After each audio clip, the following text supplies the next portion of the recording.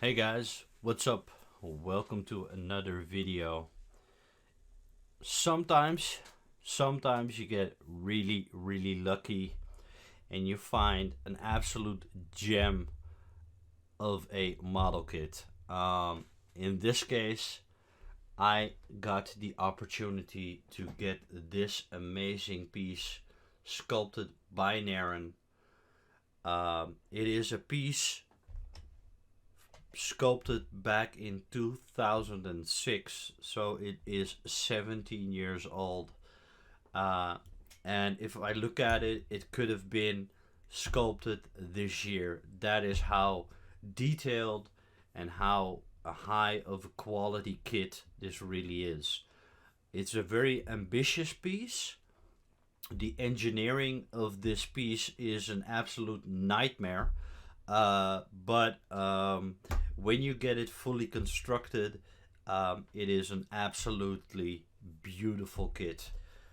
What can I tell you about this piece? The background information on this piece is a little bit fuzzy. That is basically because Narin only sculpted the piece. He did not produce it himself. So basically, what happens, uh, Narin gets commissioned by either an artist or a studio or a company or maybe a store. Um, they pay Narin a certain amount of money. Narin produces a piece for them, and then it's basically up to the person who commissioned it to produce it. And because it's so long ago, Nairn did not remember who he commissioned it for and who is the original producer of the kit. That is also a problem when you're trying to figure out if it's a legit first cast or not. Um, because Naren told me this kit will not have his signature on it because he did not produce it. It does have your typical orangey, peachy kind of Naren color, so I don't know. Like I said in all my other videos, the color of the kit is not an indicator of it being a legitimate piece or not. I have seen Naren kits in gray, white, yellow, orange, peach, all and all, everything in between, basically. So the color is not really something that you can go off of when it comes to legitimacy. But uh, some of the other things that I look at are the tiniest little details on the piece. I look at how the piece is cut at the keys basically. Uh, does it have a lot of mold lines? I look at, like, for example, the trophies, the skull, and the eye sockets. Are there any bubbles in the eye sockets? How crisp are the little bones? How crisp, for example, is the fabric that is sculpted onto the piece? I look at these tiny little uh, metal screw thingies. I look at the dreadlocks. Do the dreadlocks look crisp and do they have bubbles in between them? Look, for example, this is a very good spot to look at how crisp the detail really is. I look at, for example, the alien head has all this mechanical detail sculpted in. I look at those type of details. Luckily, I got sent detailed photos of the piece, and luckily, a friend of Ryu also owns this kit. It So we could kind of compare the pieces, if they were cut in the same manner, in the same position, basically. Do the joints look the same? How the what is the quality of the keys? Keys are always like a good indicator. So those are the kind of things that I look for basically when it comes to, if you can't tell by having an art print signed by the original artist. If you buy a Narin kit nowadays directly from Narin, you get a signature underneath the base, and it's being sent with an art print that is also signed by Narin himself, so that you know that you're dealing with a legitimate kit. But if it's being produced by somebody else, you're obviously not getting that signature. You're obviously not getting that art print. It is up to the producer how to kind of ship it. So, and if you don't know how it was originally being sold, um, you don't have like any kind of, you know, material to kind of compare. So luckily, Ryu had a friend who also owns this kit, and we could kind of compare photographs and video, and basically come to the conclusion that it is legit or not. Um, the piece came in absolute pristine condition. I think I found one or two mold lines, you know, or leftover mold lines basically. There was one little bubble, and if you ask me where it was, I can't remember. So it's probably not that noticeable. Um, the kit does have your typical kind of seam lines uh, that I have to kind of fix up.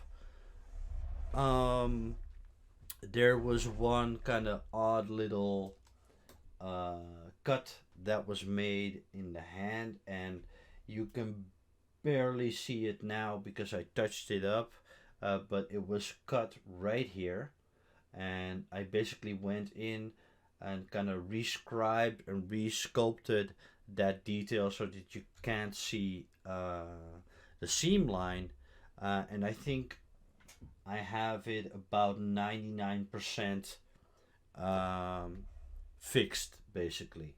That was the only kind of little odd little cut between two pieces that was made, but I was able to kind of fix that up. And now, if I didn't tell you that the cut was made right there, you probably would never notice it.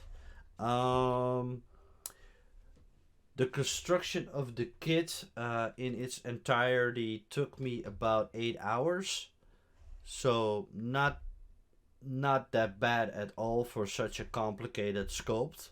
Um, I did have a hell of a time um, lining up all of these parts because this kit is constructed in such a way that if the predator is not lined up perfectly with the alien, you're not getting the correct position basically, because you can see here, for example, the alien is trying to scratch the face the face mask, and it's kind of leaning onto that face mask. It's actually the hand is perfectly shaped that you can it's perfectly shaped in such a way that you can clearly see that it's meant to be that way. And also the hand, the predator hand, is holding the alien by the neck, and the alien is keyed into the base at a very specific angle. So if you don't line up the parts correctly, the whole thing stands crooked, or you have parts leaning and stuff like that. So it was an absolute nightmare making sure that everything was lined up correctly. And I ended up gluing the lower leg to the upper leg basically, just to be sure that it is absolutely held in place, um, and that he's not gonna suffer leaning issues, as well as the arm that is holding up the alien. I ended up gluing the arm in place because I wanted to make sure that it was absolutely 100% lined up correctly. So I ended up gluing parts that I would have otherwise pinned first, and kept separate, for the painting process basically. But because it's such a complicated sculpt, I was forced to kind of glue parts in place. That goes for this arm as well. The arm was keyed in at a very odd angle. The key was a very odd key, and I didn't want to risk drilling at the wrong angle basically. So I ended up gluing that arm as well. As you can see, there is plenty of space for the painting process. It's not gonna obstruct my painting in any sort of way. It might take 5 minutes extra to make sure that I get into all of that detail. But other than that, it's not a really big deal. The alien, I did have some uh, parts that I left unglued. For example, the two arms are two separate pieces, and then the tail is a separate piece, also with a key, with a pin. The predator weapon is held in place by a tiny little pin, and then we have the alien inner jaw basically that is being held in place by also a tiny little pin. Removable, obviously, for the painting process. Really want to be able to get into the when you're painting it. You really want to get into the mouth, and then insert that inner jaw. What else? Then you have the base. The base has like a dead alien on it, which is being swallowed up by the swamp, basically, and his arm is kind of reaching out, or kind of laying there, and I put a pin in there just to give it some strength, and um, that'll be glued in place once the painting process is complete, basically. Um, as for the Predator, absolutely amazing design. The mask resembles the Jungle Hunter, as well as the Scar Predator from the Alien vs Predator movie. So heavily inspired by those two predators. Also, the chest armor kind of resembles the armor from the Jungle Hunter as well, but still unique looking, different looking enough for it to be its own character, basically. I absolutely love the belt design. The Predator has all of these pouches sculpted in. Um, yeah, he's loaded with pouches and stuff like that, kind of giving the idea that he's got lots of Predator gadgets with him and stuff like that. Also, the loincloth, the metal design, looks very cool. Then again, the skin detail, amazing, very crisp. Uh, you know, Typical Narin design, basically. Things that we've seen in other Narin pieces, basically. He's got a very. Let me get that sharp. He's got a lot of things going on in the back. He comes with a backpack. As you can see, no shoulder cannon, but Narin did give you kind of like the option to kind of install one yourself if you really wanted to. I'm not gonna do that. I'm gonna leave it like it's meant to be, basically. But gives you kind of like a customizing option, or something like that. But he does have a lot of things going on, a lot of mechanical stuff going on in the back. Then a few pouches in the back as well. Absolutely love the belt design, like I said, and the fabric is sculpted amazingly as well. Um, just an absolutely beautiful Predator design. Oh, Then we have the alien design, which is based on the dog Alien from the third Alien movie. And as you can see, amazing detail in the sculpt. The alien is standing on top of a rock, trying to leap at the predator, and the predator is kind of fighting him off by grabbing him at the neck, making sure that he's not gonna get hit um, by that inner jaw, basically. And I absolutely love the way that the predator is looking at. They're definitely like locked in combat, basically, and I just absolutely love that about this design.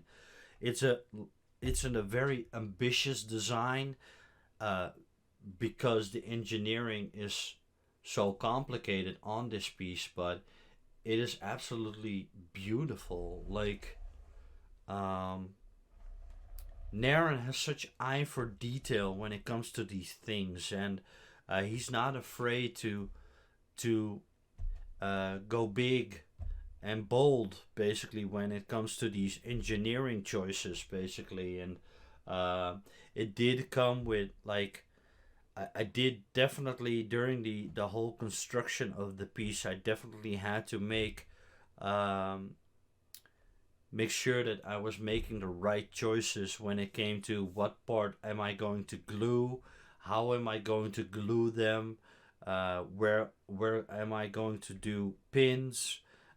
For example, this leg has a metal rod inserted into it, because the alien's weight is all coming down onto this leg and this knee right here, and I just didn't want to risk it, and I just put a metal pin in there. The pin is right about here, going all the way up to his upper leg, basically.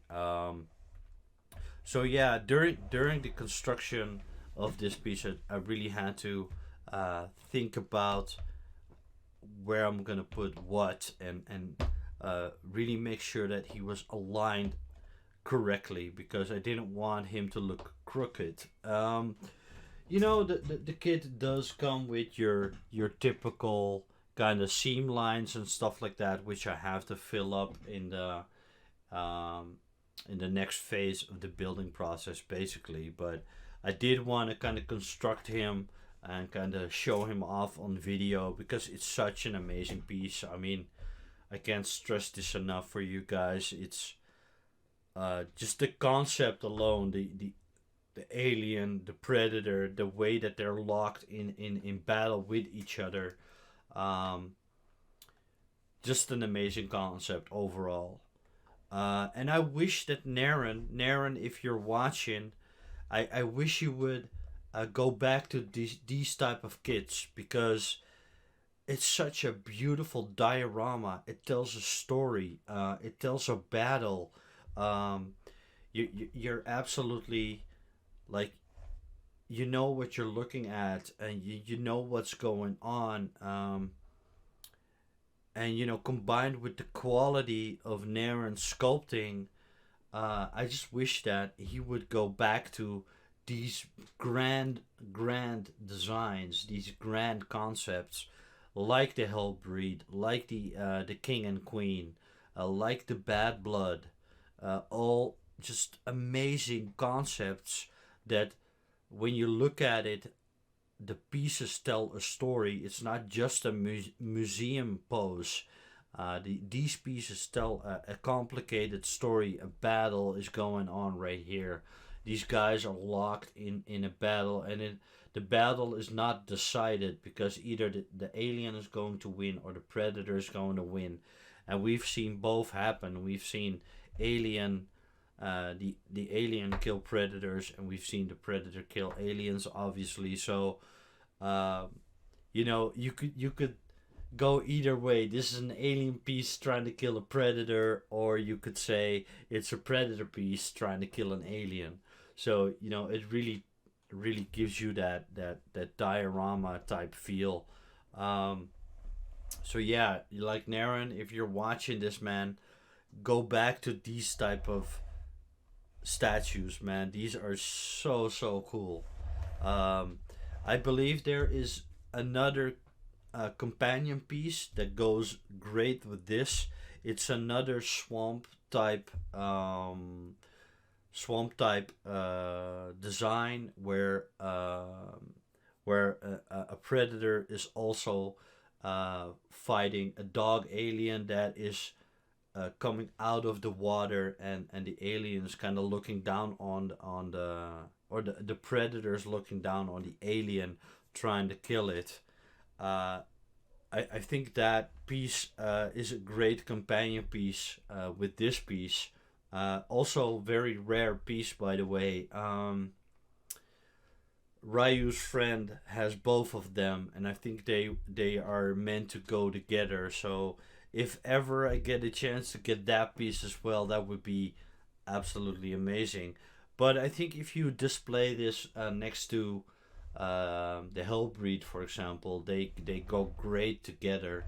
Uh, Scale wise, not size wise, but scale wise, I think he's in line with the Hellbreed as well. So those two pieces go great together. To kind of wrap it up, guys, I definitely think that with this piece, this was a chance of a lifetime. Basically, you're only gonna uh, get get one opportunity to get a piece like this, basically, because it's so old. It's 17 years old. It wasn't produced directly by Narin himself, so Narin is not selling this piece himself. He's not gonna do a re-release probably because the person who commissioned it owns the rights to the piece, to produce the piece. So Nairn is probably never gonna do a re-release on this piece. So it's definitely a once in a lifetime opportunity, and I am absolutely 100% happy that I got the chance to get it. Um, Next couple of videos that are upcoming are going to be Alien versus Predator pieces as well. They are going to be Scar, Celtic, and Chopper. I am going to do a showcase or a review video for you guys, and then in the next upcoming 2 weeks, I'm gonna start the painting process on Scar, Celtic, and Chopper. I'm going to do videos on those as well, so stay tuned for those. Those are coming. I'm going to live stream my painting process as well, so if you're interested in seeing me paint live on stream, go to my Twitch channel. Links are in the description down below. But I am going to do it live, and then obviously cut down the live stream and upload those to YouTube as well. So stay tuned for those. Those are coming in the next 2 weeks. Depending on my kind of family situation, the family has 2 weeks of vacation. It's a kids' vacation, so the household can get a little bit hectic. So it kind of depends on when I have the right state of mind and the time to start the painting. But that should be in the next 2 weeks, basically. I want to thank you guys for watching. Stay tuned for the next videos, and I'll see you next time, guys.